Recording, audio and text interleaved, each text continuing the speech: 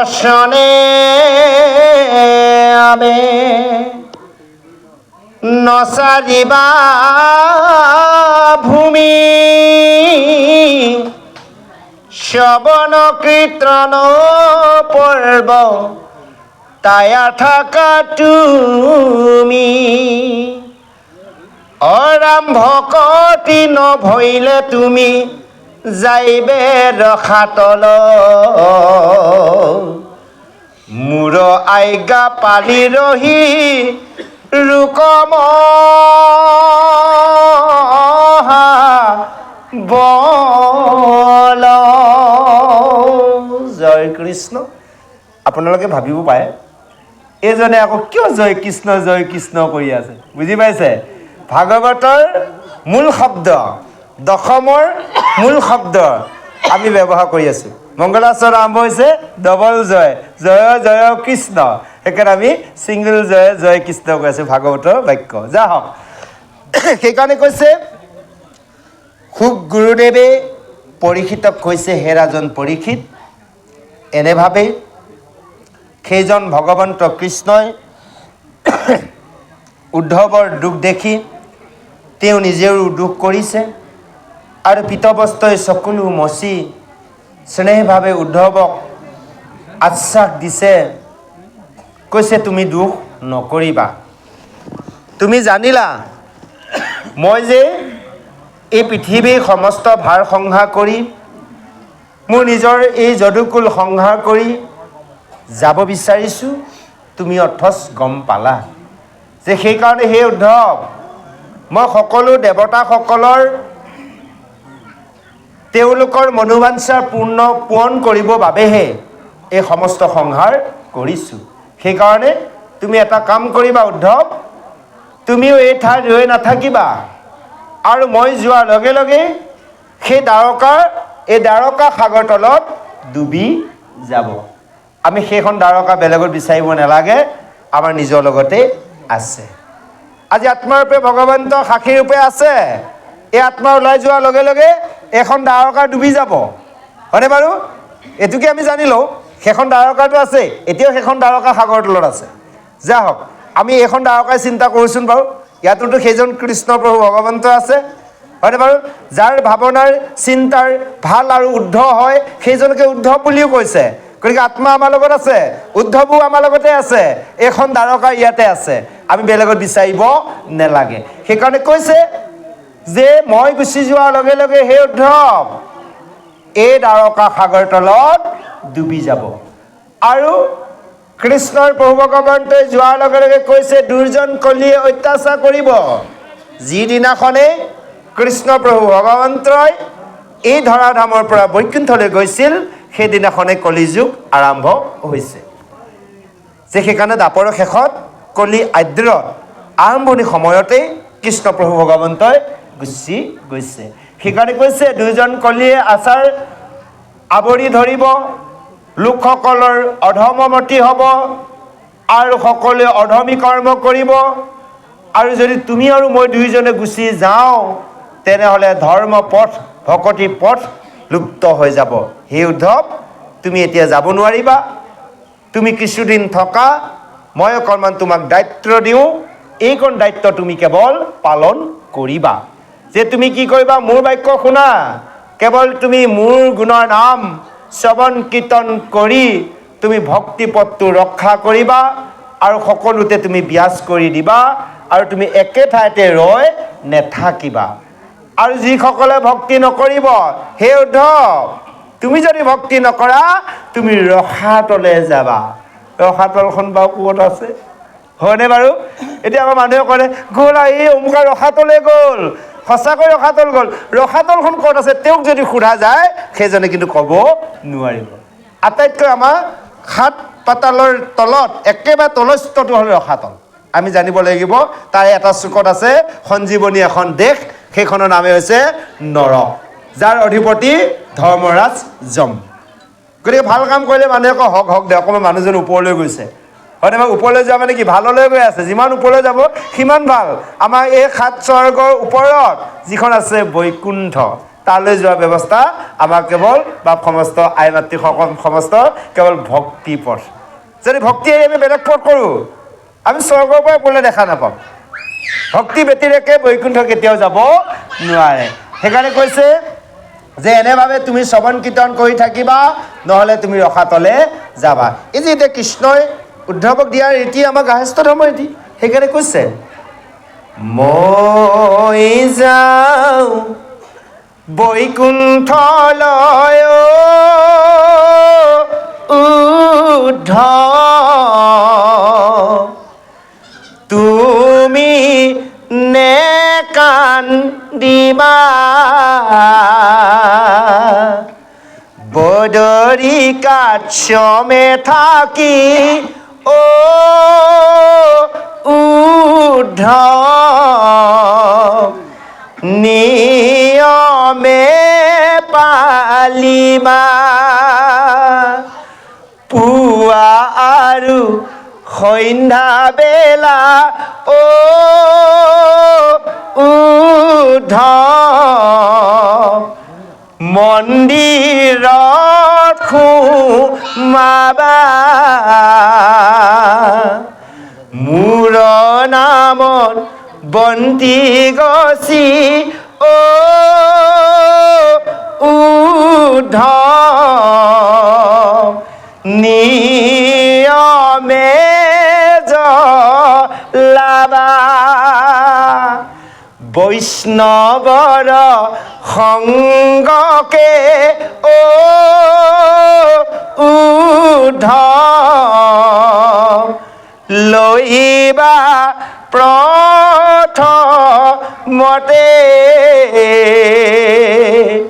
মোৰ চৰিত্ৰ কথা উদ্ধৱ, শুনিবা ভকততে। হয়নে বাৰু? আজি আমি গাৰ্হস্থ্য ধৰ্ম অৰ্থাৎ আজি উদ্ধৱক দিয়া কৃষ্ণ ৰীতি নীতি পালন কৰি আছোঁ। হয়নে বাৰু? আমি গুৰু সেৱা কৰি আছোঁ।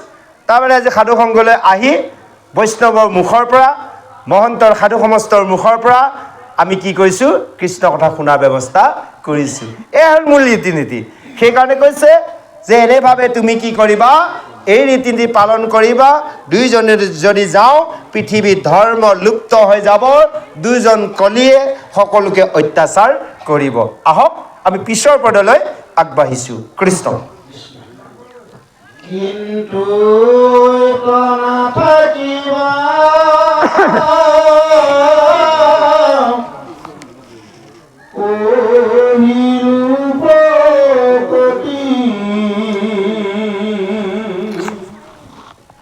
মূত্ৰ চিত্ৰ দিয়া ফুলা পৃথিৱী জাতি যত দেখা শুনা মায়া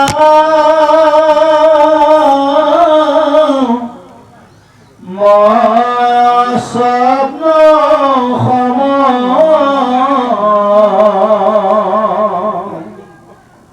হৰিময় দেখি দূৰে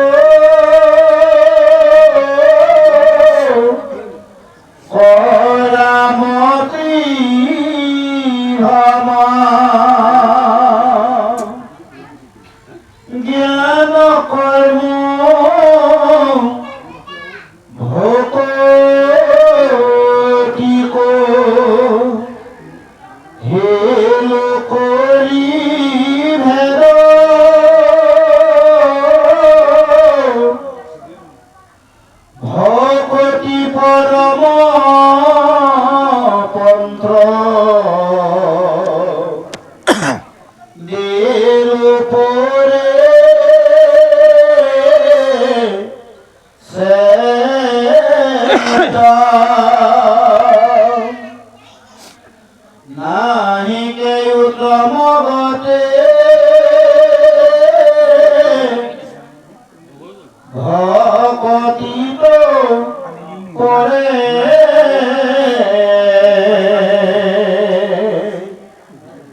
নিশ্চয়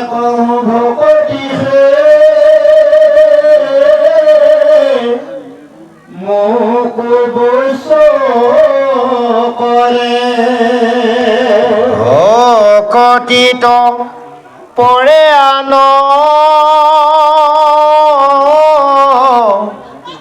নজানিবা সখী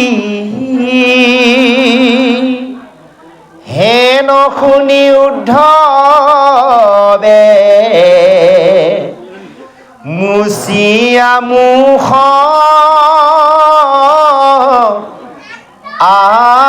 আখি কৃষ্ণৰ চৰণ চাই তেজিয়ানি শাখ গৰ্দ গৰ্দ বাইকে বুলি লন্ত লাখে লাখে হে প্ৰাণ বন্ধু মোক বুলিও বুজাই ঋষি সমস্তৰ কিয় একমতি নাই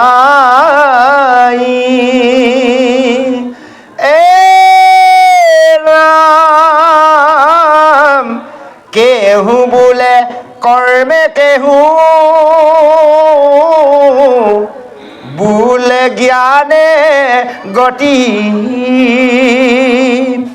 তোমাৰ সন্মত পথ কেৱল ভকতি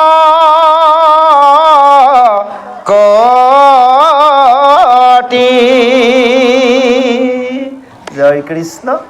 এতিয়া কৈছে যে হে উদ্ধৱ তুমি একে ঠাইতে ৰৈ নেথাকিবা আৰু তুমি চিত অৰ্থাৎ চিত শব্দ হৈছে হৃদয় যে তুমি মোক চিত দি অৰ্থাৎ মোৰ প্ৰতি হৃদয়খন নিবেদন কৰি তুমি পৃথিৱী ভ্ৰমণ কৰিবা আৰু এই চকুৰে যিমানবোৰ দেখিছা সকলো হৈছে মায়াময় তুমি এইবোৰ সপোনৰ দৰে দেখিবা যে সপোন দেখিলে সপোনত পোৱা বস্তু সম্ভৱ কেতিয়াও নহয় সঁচা নহয় গতিকে তুমি এই বিষয়ৰ সংখ্যাত চকুৰে যিমান দেখিবা সকলোবোৰ তুমি মিছা বুলি ভাবিবা আৰু সেইকাৰণে তুমি এনেভাৱে ঘূৰিবা আৰু কৈছে সকলোতে তুমি হৰিময় দেখিবা সেইকাৰণে কৈছে সমস্ত আত্মাতে আছো মই হৰি সবাকো জানিবা বিষ্ণু বুদ্ধি কৰি তুমি এই বিষ্ণু জ্ঞান সকলোতে কৰিবা আৰু জ্ঞান কৰ্ম ভকতি এই সমস্তৰ কথা তোমাৰ আগত মই ক'লোঁ তুমি এই মায়াময় সংসাৰৰ কথা এই প্ৰতি মতিটো তুমি ভ্ৰমটো দূৰ কৰি দিয়া আৰু উত্তম কৈছে ভকতি পন্থ তোমাক বুজাই দিলোঁ উত্তম গতি কেৱল ভক্তিয়ে মানে উত্তম জ্ঞান কৰ্মৰ ভক্তি কথা ক'লোঁ আৰু সেইকাৰণে তুমি কি কৰিবা ভকতি পৰে আন তুমি একো নকৰিবা ভকতি ব্যতিৰেকে এই কলি যুগত আমাৰ মনুষ্যৰ ভকতসকলক একোৱে কৰিব দিয়া নাই আৰু এই প্ৰশ্নটো আজিও উত্থাপিত হৈ আছে আমাৰ মাজত হয়নে বাৰু সেই সময়তে উদ্ধৱ মহন্তই কৃষ্ণক যি প্ৰশ্ন কৰিছিল আজিও আমাৰ ভকতসকলৰ মাজত উঠন পাথন লাগি থাকে এটা প্ৰশ্নই হয়নে বাৰু এই কথাখিনিকে এতিয়া কৈ আছে যে উদ্ধৱে কৃষ্ণক কৈছে যে গদৰ মাতে কৃষ্ণৰ চৰণলৈ চাই এটি দীঘলকৈ নিশ্বাস টানি সেই সময়ত কৈছে হে প্ৰাণৰ বন্ধু হে বাপ হে কৃষ্ণ তুমি মোক অকণমান বুজাই কোৱা যে মোৰ মনত অকণমান সংশয় আহিছে যে সেই ঋষি সমস্তই একে বেদৰ কৰ্ম কৰে তেওঁলোকৰ লগত মাজতনো কিয় একমতি নাই এতিয়া ঋষি বা কোন হয়নে বাৰু কলি যুগৰ ঋষি হৈছে ভকত আজি আমাৰ ভকতসকলৰ মাজত একমতি নাই সেই প্ৰশ্ন কৃষ্ণৰ প্ৰভু ভগৱন্তক উদ্ধৱ মহন্তই সুধিছিল যে কিছু ঋষিয়ে কয় অৰ্থাৎ কিছুমানে এতিয়া কি কৈছে বোলে কি কয় জ্ঞানত গতি পায় কিছুমানে কৈছে বোলে নহয় কৰ্মতে গতি পায় সেইকাৰণে কৈছে তোমাৰ সন্মত পথ অৰ্থাৎ কৃষ্ণই দিয়াৰ সিদ্ধান্তৰ কলি যুগত ভকতি ব্যতিৰেকে অন্য একো কৰিব নেলাগে আৰু অন্য দ্বাৰা গতি সাধনো নকৰে। আজি কৃষ্ণ উদ্ধৱে সুধিছে, আজি এতিয়াৰ উদ্ধৱ মহন্তক কৃষ্ণ প্ৰভু ভগৱন্তই উত্তৰ প্ৰদান কৰিব পিছৰ পদত। আহক আমি পিছৰ পদলৈ আগবাঢ়িছোঁ। জয় কৃষ্ণ। হে ৰাম ৰামে কে বেদ বাক্য কিয় ভৈল মতি ভেদ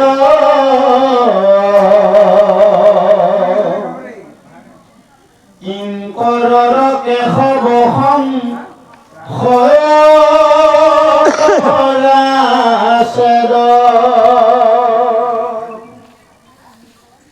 হে ৰাম ৰাম নাদীশ্বৰ তুমি শিৱ সৰ্বজানা পৰিছেদ দাতা তুমি বিনে নাহি আন। মাধৱে বুলন্ত সখী শুনি সিদ্ধান্ত তুমি মোৰ মহামিত্ৰ ভকত একান্ত। পূৰ্ব প্ৰলয়ত নষ্ট ভৈল বেদবাণী কহিলো ব্ৰহ্মতময়ী উধাৰিয়া আনি। বেদে যেন কৰ্তক শুনা প্ৰাণ সখী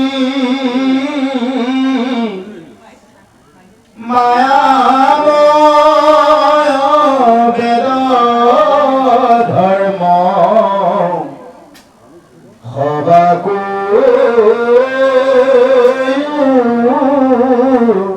পেশী কেৱলে মাত মাত্ৰ লৈবে শৰণা হৈবে কৰ্ম ফলত্ৰে যি ৰেবেশে সন্না মই বিনে বেদে কিছু নবখানে সমস্ত দৰতত্ৰ অৰ্থয়ে মানে মনুতপ থমে ব্ৰহ্মা কহিলা হৰিষি পাছে জানি যন্ত্ৰ বেদ সবে সপ্ত ঋষি তাত পাছে পাইলে সুৰা সুৰ সিদ্ধ নাগো অনন্তৰে বেদ মুছে পাইলে লাগো যাৰ যেন মতি কৰে বেদ খানো নিজ অৰ্থ ভকতিক ত্ৰেজিভুজয়ান।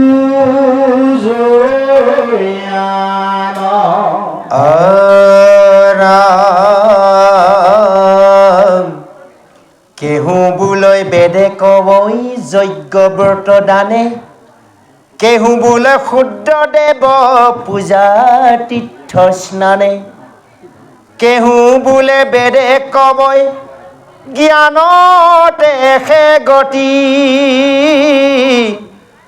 অগুণৰ ইচ্ছাৰে বুজে যাৰ যে নহমতি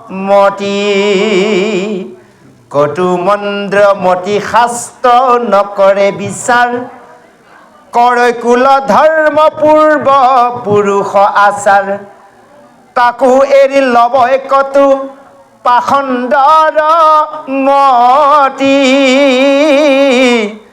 অযাই মোক নপাৰায় অধমধু গতি নচাৱৈ কৰ্মী সুকে দুখে ৰাতি দিনে জ্ঞানতো নাহি কয় গতি ভকতি বিহীনে আনে নজানয় ইটো বেদৰ বিচাৰ এতেকে ভকতি পন্থ অসন্মত আমাৰ জয় কৃষ্ণ। এতিয়া সুন্দৰভাৱে কৈছে যে সেইজন ভগৱন্তৰ কৃষ্ণই উদ্ধৱৰ প্ৰশ্ন উত্তৰ দিবলৈ আগবাঢ়িছে। সেই কৈছে মাধৱে বুলন্তৰ শুনাৰ সিদ্ধান্ত দিওঁ হে উদ্ধৱ যে পূৰ্বত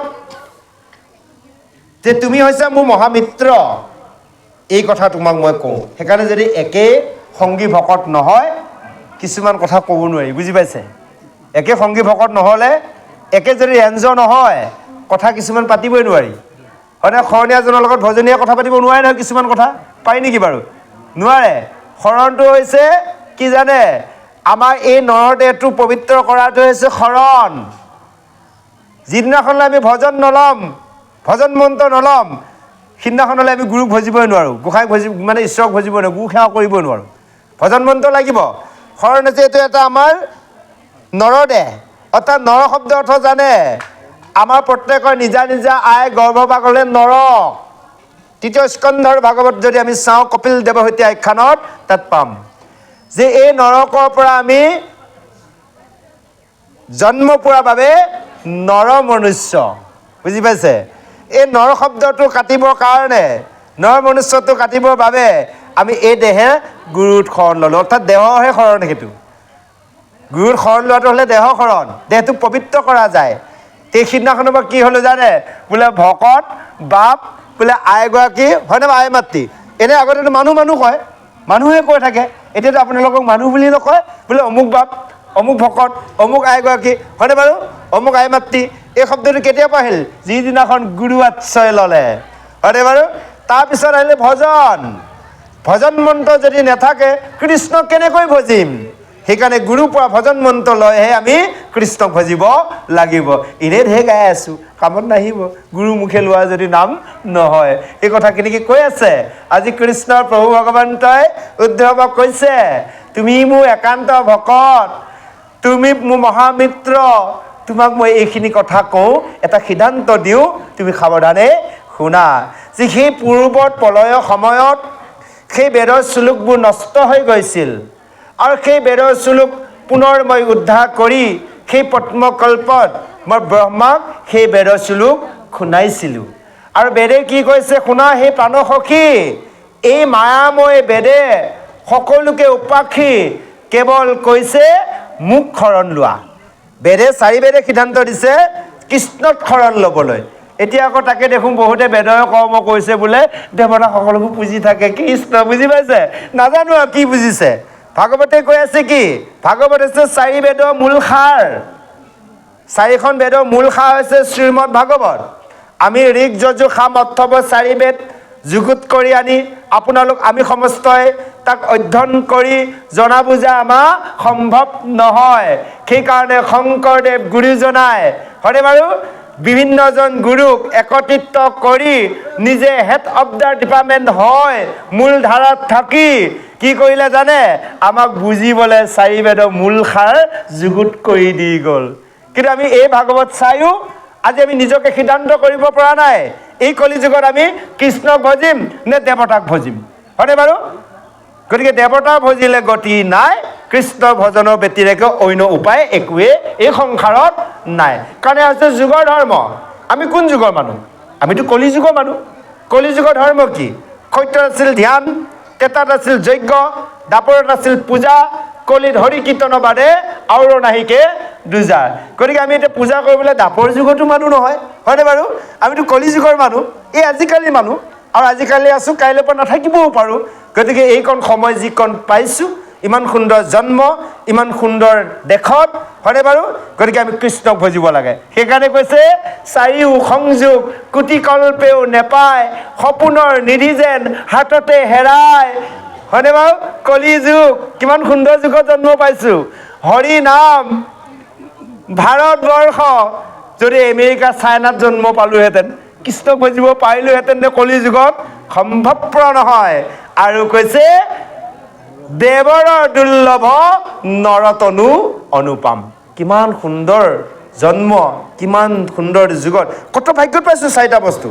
সত্য যুগত ধ্যান কৰিছিলোঁ আমি সকলোৱে, ধ্যান কৰি বৈকুণ্ঠ যাব লাগে।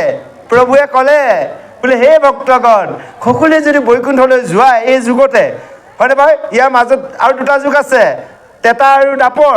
আটাইতকৈ ভাল যুগটো আছে কলি যুগ। এই প্ৰভু কলি যুগতনো কি আছে? এই চুইচ দিলে পানী, চুইচ দিলে খাদ্য, চুইচ দিলে পোহৰ, চুইচ দিলে হয়নে বাৰু হাৱাৰ, সকলো পায়। নেপায় নেকি? চুইচটো টিপি আপুনি হেল্ল'টো কওকচোন, ক'বলৈ মেছেজ কৰি দিয়ক, আপোনাৰ খাদ্য ঘৰত দি যাব। চুইচ টিপিলে সকলো আহি আছে। চুইচ টিপি দিয়ক, ফেন চলিব। চুইচ টিপি দিয়ক, লাইট জ্বলিব। আৰু কি আছে? এই আৰু বহুত বস্তু আছে। এনেকুৱা এটা লোপ দি দিলে প্ৰভুৱে, গোটেই সকলোৱে ভাবিলোঁ নাই নাই নাই নাই, মাজত দুটা যুগহে, পাকৈ কলি যুগটোত এবাৰ প্ৰৱেশ কৰোঁ, হয়নে বাৰু? সেইকাৰণে কৈছে সত্য যুগে আছিলে যতে কপানি, কলিতো জন্মিব কৈখানি। সত্য যুগত আমি ধ্যান কৰিছিলোঁ, ডাঙৰ ডাঙৰ সকলোৱে ধ্যান কৰি, তেতাৰ যুগত ডাঙৰ ডাঙৰ যজ্ঞ কৰিলোঁ, দাপৰ যুগত ডাঙৰ ডাঙৰ পূজাৰী আছিলোঁ, গম পায়? আপোনালোকে আছিলে। সেইকাৰণে এই কলি যুগত ভকত হ'ব পাৰিছে। যদি এই তিনিটাৰ যুগত এই তিনিটাৰ ধৰ্ম পালন কৰা নাই, সেইসকলে এই কলি যুগত ভকত হ'ব পৰা নাই আৰু নোৱাৰেও। গম পালেনে? এইটো শাস্ত্ৰৰ সিদ্ধান্ত। আজি সেইকাৰণে কৃষ্ণ প্ৰভু ভগৱন্তই উদ্ধৱক কৈছে, সেই সময়ত মই সেই বেদৰ চলুক সেই ব্ৰহ্মাক দিছিলোঁ, আৰু সেই বেদে সিদ্ধান্ত দিছে কেৱল মোক ভজিবলৈ কৈছে। আৰু বেদে অন্যক একো দেখুওৱা নাই, কেৱল সমস্ত সিদ্ধান্ত বেদে দিছে। বেদৰ তত্ত্ব অৰ্থ এয়াই হৈছে। আৰু মুনুৱে, সেই ব্ৰহ্মাই মুনুক প্ৰথমে এই ভাগৱতৰ অৰ্থাৎ এই বেদৰ শ্লোক দিছিল, আৰু তাৰপিছত সপ্ত ঋষিসকলে জানিছিল, তাৰপিছত সুৰাসুৰ সিদ্ধ নাগসকলে জানিছিল, আৰু অনন্তই বেদ পাই মনুষ্যই পালে, আৰু তাৰ শেষত এই বেদক ব্যাখ্যা কৰিলে যাৰ যেন মতি অনুসাৰে। বুজি পালে? বেদৰ শ্লোক অৰ্থ তত্ত্ব ভালদৰে নজনাকৈ য'তে ত'তে যাকে তাকে সিদ্ধান্ত দিলেও নহ'ব, হয়নে বাৰু? আমি কিছুমান কথা নজনাকৈ ফটকৈ আনৰ আগত মাত মাতি দিওঁ, আচলতে ভুল। যদি আমি সিদ্ধান্তটো ভালদৰে জনা নাই, কাৰোবাৰ পৰা জানিলেও ভাল, কিন্তু সিদ্ধান্ত ফটকৈ দিব নেলাগে। সেইকাৰণে কৈছে এই মতি অনুসাৰে মনুষ্যসকলে বেদ ব্যাখ্যা কৰিলে। সেইকাৰণে কিছুমানে কৈছে কি বোলে জ্ঞানত গতি পায়, কিছুমানে কৈছে এই শুদ্ধ দেৱতাক পুজিলেই গতি পায়, কিন্তু মোৰ সন্মত হৈছে কেৱল ভক্তিয়েহে গতি পায়। যে কৈছে কৰয় কুলৰ ধৰ্ম পূৰ্ব পুৰুষ আছা, তাকো এৰি লয় কটু পাখণ্ডৰ মতি, যায় মুখ নপায় অধম অধুগতি। এতিয়া কি কৈছে শাস্ত্ৰই? সেইসকল কৈছে পূৰ্বপুৰুষ ৰীতি নীতি পালন কৰি আছে। তাৰমানে কি? আগতে ভাগৱত পঢ়িছে, আজিকালি জানিছে। আগতেতো ভাগৱত ব্যাখ্যা নাছিল নহয় বহু। আগতে ভাগৱত ব্যাখ্যা নহয়, পাঠ হয় আৰু বছৰত অকণমান পাঠ পঢ়ে আৰু আনে ইমান বুজি লোৱা নাই, ব্যাখ্যাও নহয়। ভাগৱতো কৰিব লাগে, বছৰ সেৱা, পূৰ্বপুৰুষৰ ৰীতি নীতি, অমুক লাগিব তমুক লাগিব, কৈ থাকে ৰীতি নীতি। এতিয়াতো ভাগৱত পঢ়িছে, জানিছে, এৰিব লাগে, হয় নে নহয়? তাৰ প্ৰমাণ এটা কাহিনী কওঁ। এজন মানুহ, জমিদাৰী মানুহ আছিল এখন গাঁৱত। তেওঁ দুজন পুত্ৰ আছিল। যেতিয়া পুত্ৰ দুটাৰ ডেকা, এটা ডাঙৰটো ডেকা হৈছে, সৰুটো মানে অলপ সৰু আছে, ছেমিনিয়াৰ হৈছে আৰু তো 10-12 বছৰমান হৈছে। সৰুটো, ডাঙৰটো ধৰক 18-20 বছৰমান হ'ল। সেই সময়তে সেই মানুহজনৰ দেউতাক ঢুকালে। দেউতাক ঢুকাওঁতে সকাম পাতিলে। সকামত য'ত যিমান চিৰা মিঠৈ দৈ যি লাগে যা জলপান যোগাৰ কৰিলে, কৰি মেলি লয়। তেওঁলোকৰ মানে সকামৰ দিনাখন সেই চোতালৰ মানে ৰভাতলি এটা চুকতে এটা পলৰ দি কোলা মেকুৰী এটা পাথৰ এটা ওপৰত দি পেলাই ঢাকি থৈ দিছে। সকামটো পাতিলে, দেখিলে। তাৰপিছত লাষ্ট টাইম গৈ তেওঁলোকৰ যেতিয়াৰ এই ল'ৰা দুজন ডাঙৰ হ'ল, এজনে দুইজনে চাকৰি পালে, এজন ওচৰতে থাকে, এজন দূৰত থাকে। এওঁলোকৰ দেউতাকজন ঢুকাল, যিজনে মানে এই কোলা মেকুৰী উঠে সকাম পাতিছিলে। তে ঢুকোৱাৰ সময়ত দুয়োজনে লগ লাগি ক'লে, বোলে ডাঙৰজনক সৰুজনক কৈছে, দাদা দেউতাই খেতিয়ক আছিল, দেউতাই ককাৰ দেউতা ঢুকাওঁতে আমাৰ এই অঞ্চলৰ কেইবাখন গাঁৱৰ মাতি পেলাই সকাম পাতিলে। আমি অঞ্চলৰ নহয়, গোটেই জিলাখন মাতিম দেউতাৰ সকামত, কাৰণ তোৰো এটা চাকৰি আছে, মোৰো এটা চাকৰি আছে। সিদ্ধান্ত সেই ওচৰৰে এজন সম্বন্ধীয় খুৰাক বয়োজ্যেষ্ঠ, তেওঁৰ পৰা আশ্ৰয় লৈ সকলো বজাৰ পাতি কৰিলে, কৰি মেলি লৈ এতিয়া তেওঁলোকে যোগাৰ কৰিলে, কোলা মেকুৰী বিচাৰি ফুৰিছে। আপোনাৰ কোলা মেকুৰীটো পোৱা নাই, মাথা বেয়া আৰু দুইজনে, কাইলৈ সকাম আৰু। তেতিয়া এই মানে বয়োজ্যেষ্ঠজনে আছে, এই বোপাহঁত বজাৰ পাতি হ'ল, বোলে খুৰা চব হ'ল, বোলে এটা বস্তু পোৱা নাই। কি বস্তু পোৱা নাই? এই যেতিয়া দেউতাই ককা দেউতাৰ সকাম পাতিছিলে, সকামৰ দিনাখন ৰভাৰ এটা চুকত পলৰ এটা তলত কলা মেকুৰী এটা দি ওপৰত পলৰটোৰ ওপৰত পাথৰ এটা দি থৈছিলে। এতিয়া কলা মেকুৰী পাইছোঁ, কলা মেকুৰী পোৱা নাই। তেই মূৰ্খহঁত বুলি কৈছে, বুজি পাইছে? সেই কলা মেকুৰীটো তহঁতৰ ঘৰৰ মেকুৰী হয়। এই ক'ৰবাত চিৰা দৈ ক'ৰবাত খোৱা বস্তু মুখ দিব বুলি দেউতাই বান্ধি থৈছিল। কিয় দেউতাইতো বান্ধি থৈছিল, বেলেগত বান্ধি ৰভাতলিত কিয় বান্ধিছিল? মূৰ্খ, দেউতাই ৰভাতলিত বহি থাকিব ভকতৰ মাজত, যদি পিছফালে বান্ধি দিওঁ কোনোবাই এৰি দিয়ে, দেউতাই দেখা নাপাব, সেইকাৰণে দেখা পোৱাকৈ চকুৰ আগত বান্ধি ধৰিছে।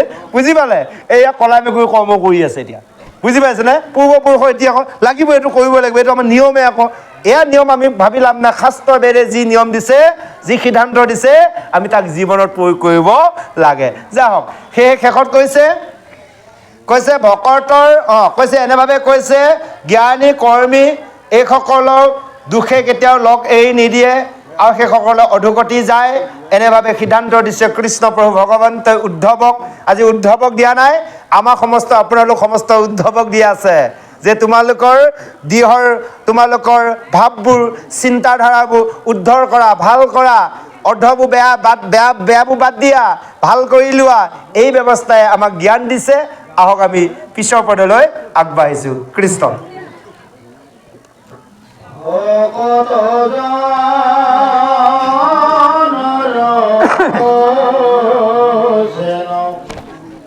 সুখ বিপৰীত স্বপ্নটোনে দেখো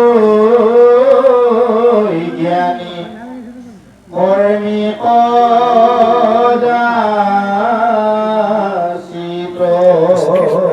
কৃষ্ণ বাপ কিবা বিশেষভাৱে কিবা পালন কৰিবলগীয়া দুই এটা কথা ক'ব, আৰু আমি অকণমান আগবাঢ়িছোঁ। গধূলি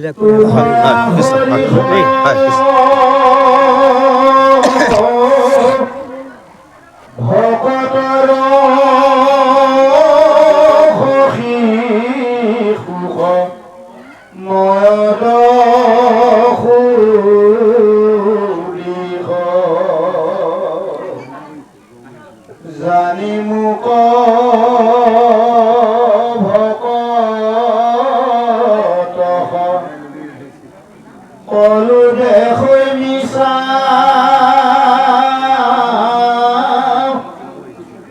ইন্দ্ৰ ব্ৰহ্মা পদ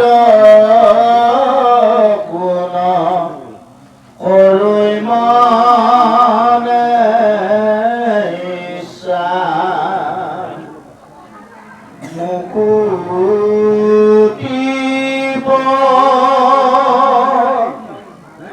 ৰব পদ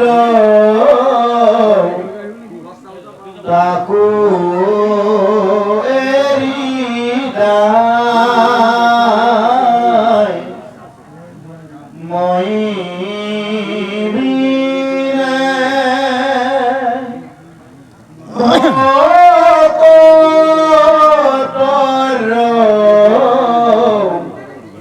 প্ৰিয় আনন্দা ব্ৰহ্মাৰ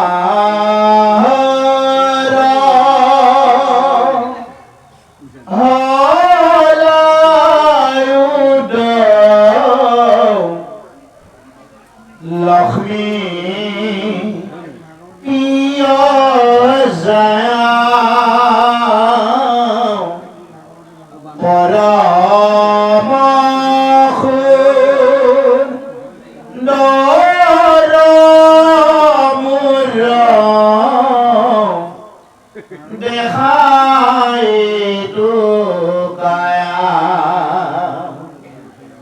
অধিক পাতো তুমি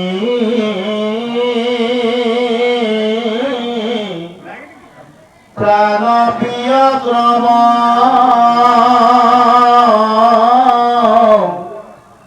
নাহি আন বান্ধৱ ধব তুমি সম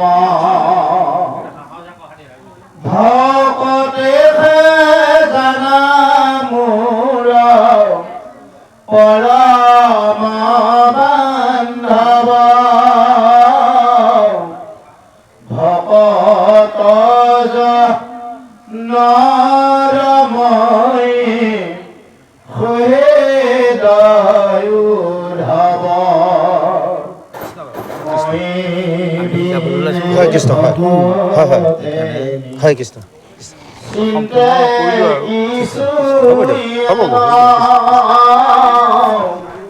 ময়ো ভকতৰ পৰে নজানো আন ভকত সমান সখী মোৰ কোন আছে ময়ো মহা ভকতৰ পাছে পাছে মোৰ দৰে আছে ব্ৰহ্মাণ্ড যতে ভকতৰ ধূলা পৰি পবিত্ৰ পৈত্ৰক উত্তম ভক্তৰ কথা থাকুক সম্প্ৰতি সামান্য ভকতৰে শুনা মহামতি লোভে মোহে কামে ক্ৰোধে বিষয় আক্ৰোশে নুচুই মোৰ ভকতক একো দুখে সমৰ্থ কটিয়াতি একোৱে নচাবে ভকতক পালয় পুত্ৰক যেন মাৱে ভকতিৰ মহিমা কহিয়া নপাওঁ সীমা ভকতিৰ শুনা সখী আচই জমহিমা এ হৰিয়ে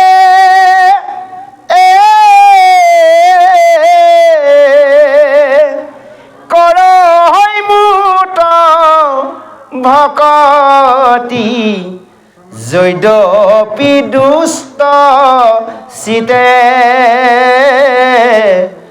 দহব পাতে কতাৰ তথাপি তৰিতে একোৱে ন ৰাখৈ পাপ পুণ্য যত আছে যেন মহা বনি কেঞ্চা শুকান বাছে জয় কৃষ্ণ। এটি সুন্দৰভাৱে কৈছে যে হে উদ্ধৱ যে তুমি চোৱা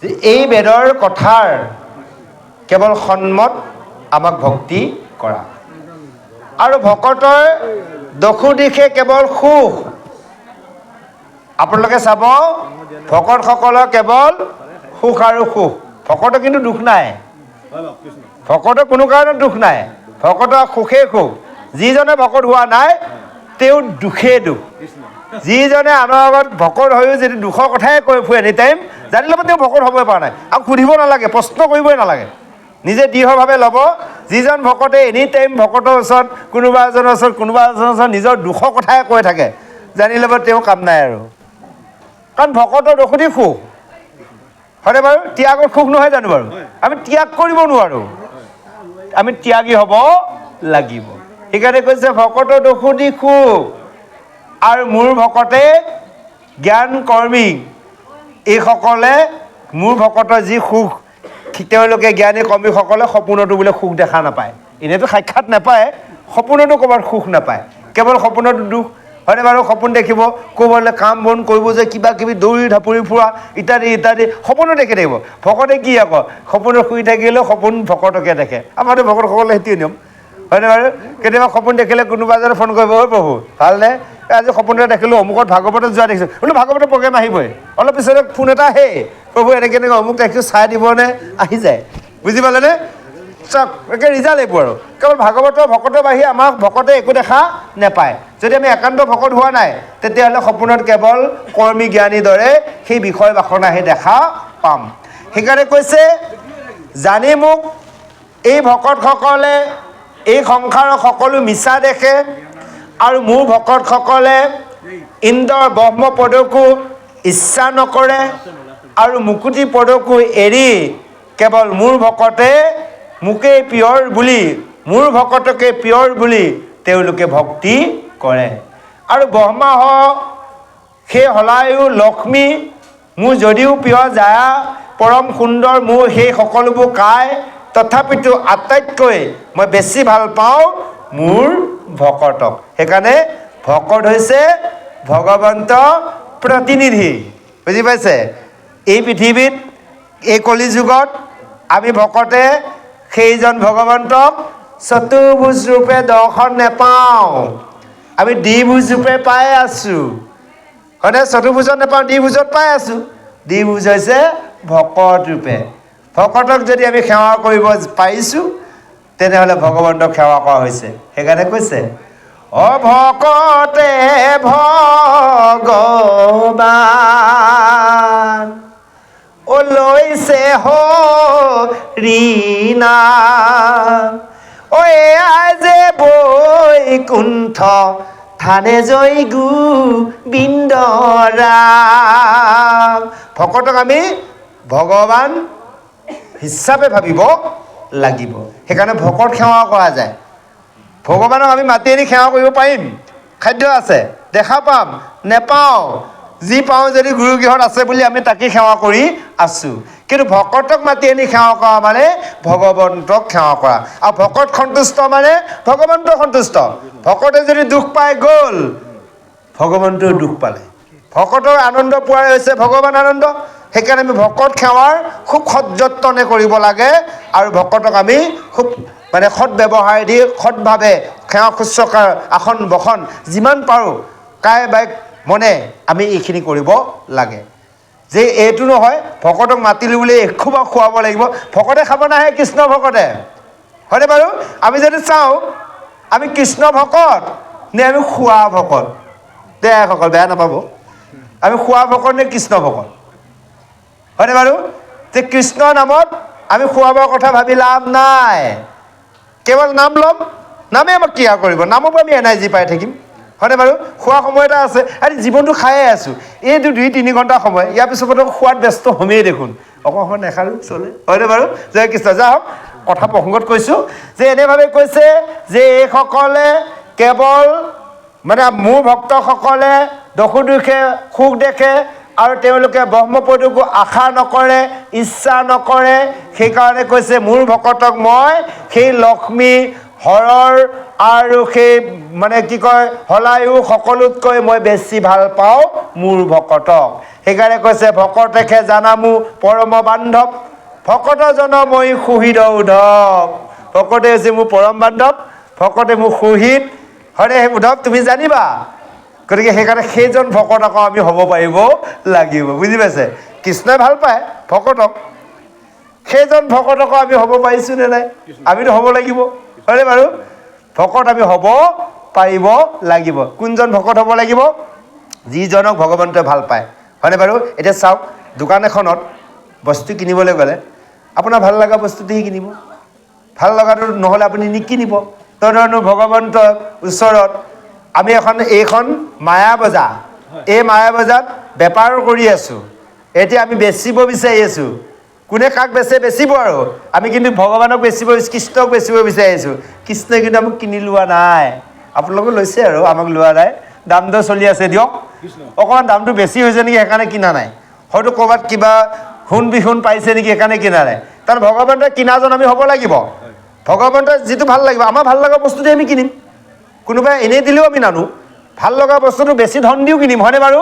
এতিয়া আমি ভগৱন্তৰ ওচৰত বিক্ৰী যাব বিচাৰিছোঁ, ভগৱন্তই কিনিব পৰা সেই পাত্ৰযোগ্য আমি হৈছোঁ নে নাই?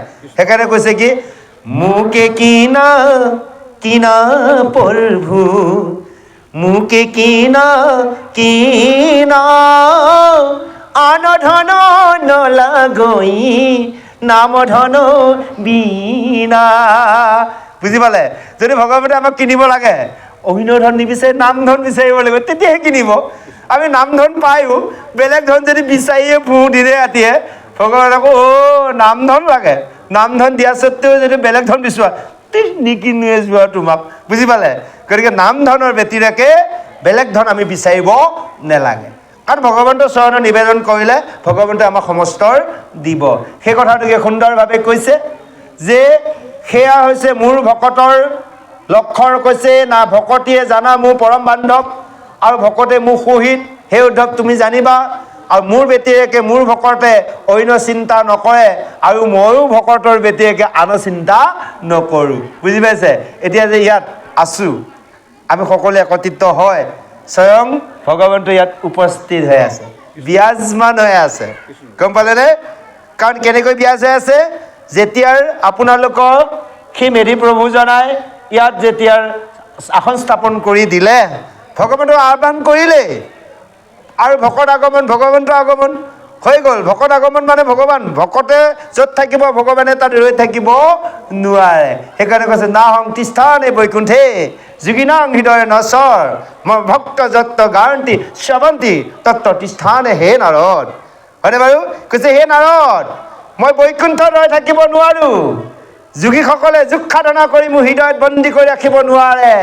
মোৰ একান্ত ভক্তসকলে য'ত একত্ৰিত হয় মোৰ গুণৰ নাম শ্ৰৱণ কীৰ্তন কৰিব, মই তাত স্বয়ং পাৰিষদসহ উপস্থিত থাকোঁ। আজি ইয়াত 14 পাৰিষদ আছে, ভগৱন্তৰ লগত 14 পাৰিষদ আছে, সমস্ত আছে, সমস্ত তীৰ্থ আছে ইয়াতে, সমস্ত তীৰ্থ ইয়াতে উপস্থিত আছে, আৰু সমস্ত দেৱগণো ইয়াতে ভগৱন্তক স্তুতি কৰি আছে।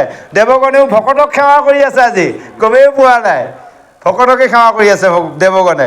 এতিয়া যদি চাওঁ বাহ্যিক দেৱতা বাদ দিলোঁ, সেইজন সূৰ্যই আহি সেৱা কৰি থকা নাই। আমাৰ লগত যে 14জন দেৱতত্ত্ব আছে, এই যে ভকতক সেৱা কৰা নাই, হাতযোৰ কৰাৰ লগে লগে চকুৰ হয়নে না কাণ মুখ সকলোৱেতো ভকতৰ প্ৰতি সেৱা জনাইছে।